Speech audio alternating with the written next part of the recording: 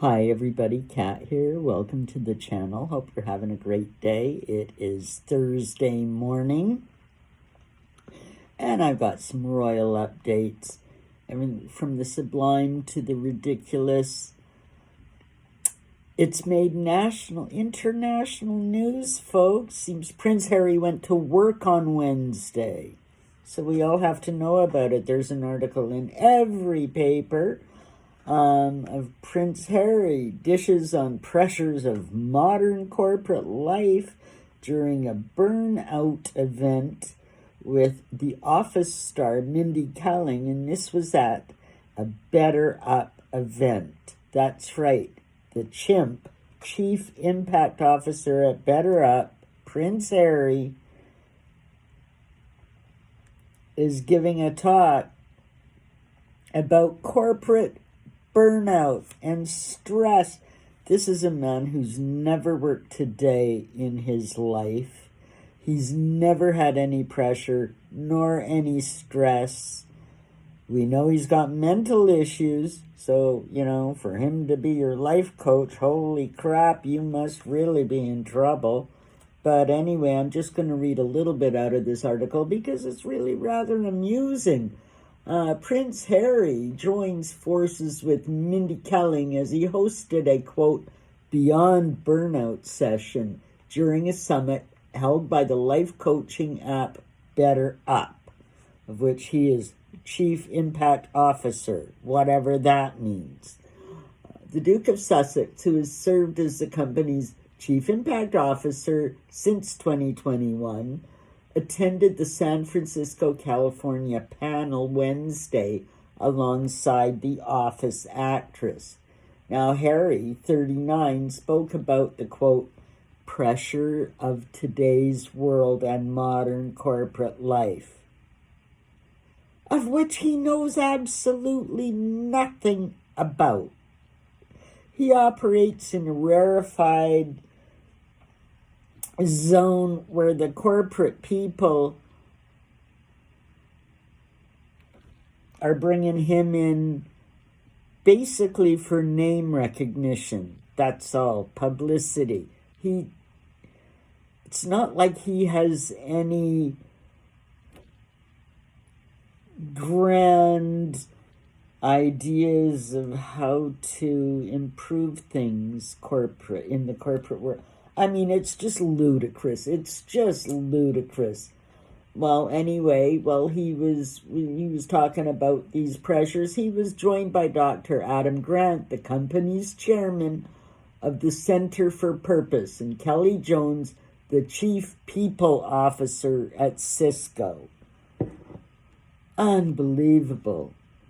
Harry, who has been open about his struggle with mental health, told a previous Better Up discussion that he had, quote, experienced burnout. Folks, the kind of burnout that Harry may have experienced at any time has nothing to do with corporate, career, daily life, work, stress, burnout that the rest of us can experience. He knows nothing about it. And during Wednesday's event, titled, quote, Beyond Burnout, Transforming C-Level Stress into Strength, the Duke discussed the, quote, psychological toll of leading through uncertainty, unquote. What in the hell does that all mean? First of all, what is C-level stress? Is that like pain? Is it a 1? Is it a 10? What is C-level stress? And if A-level stress is the bad stuff, C-level stress, it seems to me, should be something that the average person should be able to work out and work through. They should have the life skills, presence of mind, and tenacity to handle a minimal amount of stress. But then again, we know what babies, most people are. Anybody under our age, holy smokes, they just are so weak. It's very sad, and these are the kind of people that Better Up is taking money from, supposedly coaching, and you've got somebody like Harry, name recognition only, he doesn't have coping skills. He's mentally disturbed in many ways. He, I believe, in my opinion, is suffering from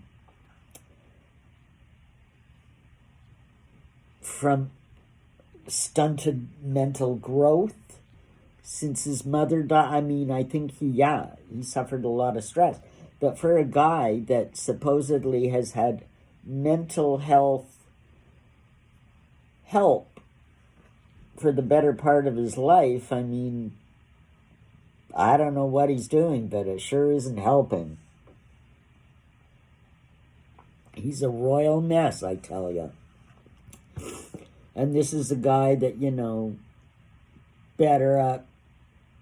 Like he's got anything important for anybody to say. I mean, it's just ludicrous. It's ludicrous. It just makes you shake your head. Now, he also shared some personal anecdotes and, quote, forward-thinking policies that workplaces could implement to help their staffers. Now, Harry's coming up with forward-thinking policies to advise the corporate world how to help their staff. Totally unqualified to even be a part of a discussion, to be honest with you. Excuse me. Let alone chief impact officer, whatever the hell that is. This kind of stuff, I mean, it makes you laugh. It's ridiculous. How could Harry ever be in a position to advise anybody about anything? He knows nothing about real life, the real world.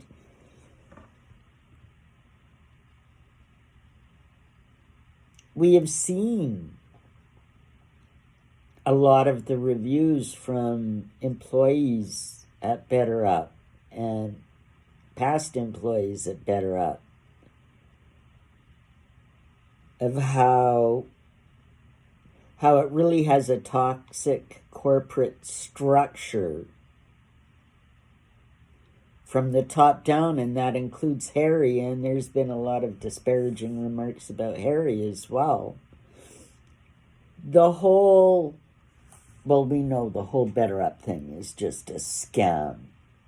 So we know Harry's corporate title is just a scam. This conference is a scam. Just a bunch of liberal, lefty, psychological gobbledygook that, they can spout as intellectuals, and experts. If it weren't so ridiculous, I mean, even the money they all pay each other to attend these things, I'm sure he got a nice little purse for appearing at this conference. Even despite all of that and how ridiculous it is and how we can say, oh, well, you know what, he can go just do whatever he wants and it's so immaterial, he's such a joke. But with something like this and mental health and the state of everybody's mental health these days, he's actually dangerous. People are going to listen to this guy. Wow. That is, that's a concern for sure. That here's a guy, being touted as any kind of an expert on anything at all. I mean, it's ridiculous. But, as long as you have elites, you're gonna have the good example is Bill Gates, Microsoft. Well, now he's the World Health Organization leading expert on vaccines and what vaccines are needed and who needs to be vaccinated and world population. How do you ever get that title? It's because the elites all work together, all run together, and qualification, money and power creates money and power. Good ideas, don't often rise to the... It's not about what you know, it's who you know. And it's always been that way, always will be that way when we're dealing with things like this. So, Harry can be a chimp officer here and a best-selling author there, and